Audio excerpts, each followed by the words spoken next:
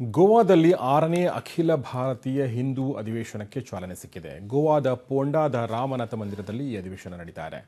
ಉತ್ತರ ಪ್ರದೇಶದ ಹಿಂದೂ ಸ್ವಾಭಿಮಾನ ಅಧ್ಯಕ್ಷೆ ಸಾಧ್ವಿ ಯತಿಮಾ ಸರಸ್ವತಿ, ಸನಾತನ ಧರ್ಮ ಪ್ರಚಾರ ಸೇವಾ ಸಮಿತಿ ಅಧ್ಯಕ್ಷೆ ಸಾಧ್ವಿ ಸರಸ್ವತಿ ಹಾಗೂ ಸನಾತನ ಸಂಸ್ಥಾ ಧರ್ಮ ಪ್ರಚಾರಕ ನಂದಕುಮಾರ್ ಜಾಧವ್ ಅಧಿವೇಶನಕ್ಕೆ ಚಾಲನೆ ನೀಡಿದರು. ಇಂದಿನಿಂದ 4 ದಿನಗಳ ಕಾಲ ನಡೆಯಲಿರುವ ಈ ಅಧಿವೇಶನದಲ್ಲಿ 21 ರಾಜ್ಯದ 140 ಹಿಂದೂ ಸಂಘಟನೆಗಳ 400 ಪ್ರತಿನಿಧಿಗಳು ಭಾಗವಹಿಸಿದ್ದಾರೆ.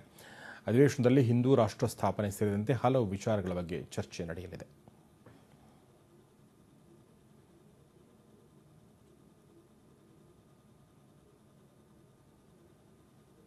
यहाँ से पूरे इस राष्ट्र को हिंदू राष्ट्र कैसे बनाएं, इसके ऊपर प्रमुखता से चर्चा होगी।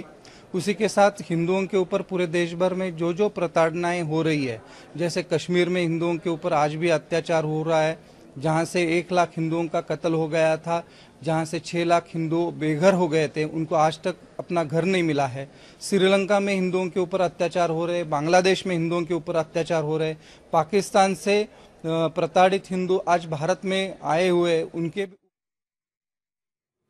ಈ ಬಗ್ಗೆ ಹೆಚ್ಚಿನ ಮಾಹಿತಿ ನೋಡಲು ನಮ್ಮ ಬೆಳಗಾವಿ ಪ್ರತಿನಿಧಿ ಶ್ರೀಧರ್ ಈಗ ನಮ್ಮೊಂದಿಗೆ ಸಂಪರ್ಕದಲ್ಲಿದ್ದಾರೆ. ಶ್ರೀಧರ್, ಗೋವಾದಲ್ಲಿ ಪೋಂಡಾದಲ್ಲಿ ನಡೀತಾ ಇದೆ ಅಧಿವೇಶನ, ಈ ಬಗ್ಗೆ ಹೆಚ್ಚಿನ ಮಾಹಿತಿ ಏನಿದೆ?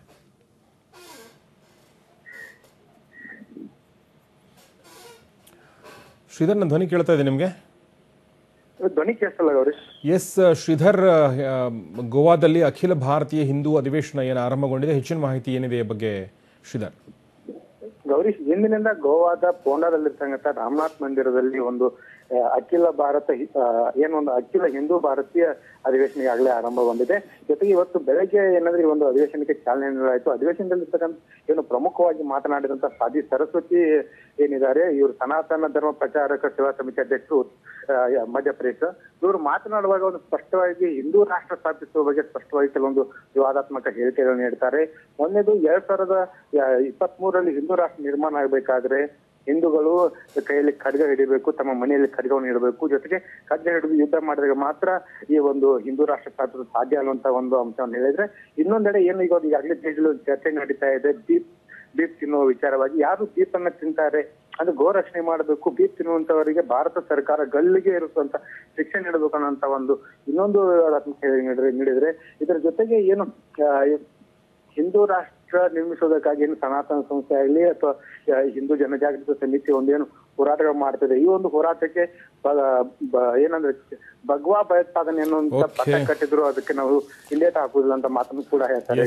ಶ್ರೀಧರ್, ಧನ್ಯವಾದ ನಿಮ್ಮ ಈ ಎಲ್ಲ ಮಾಹಿತಿಗಾಗಿ. ನಮ್ಮ ಪ್ರತಿನಿಧಿ ಶ್ರೀಧರ್ ಹೆಚ್ಚಿನ ಮಾಹಿತಿ ನೀಡಿದರು. ಗೋವಾದ ಪೋಂಡಾದಲ್ಲಿ ನಡೆದ ಅಖಿಲ ಭಾರತೀಯ ಹಿಂದೂ ಅಧಿವೇಶನ ಇವತ್ತಿನಿಂದ ಆರಂಭಗೊಂಡಿರುವ ಬಗ್ಗೆ, ಅಲ್ಲಿ ಹಿಂದೂಗಳ ಮೇಲೆ ಏನೆಲ್ಲ ದೌರ್ಜನ್ಯ ನಡೀತಾ ಇದೆ ಅದರ ಬಗ್ಗೆ ಕೂಡ ಚರ್ಚೆ ಆಗ್ತಾ ಇರೋದ್ರ ಜೊತೆಗೆ ಹಿಂದೂ ರಾಷ್ಟ್ರ ಸ್ಥಾಪನೆಯ ಕುರಿತಾಗಿ ಕೆಲವು ವಿವಾದಾತ್ಮಕ ಮಾತುಗಳು ಕೂಡ ಕೇಳಿಬಂದಿವೆ.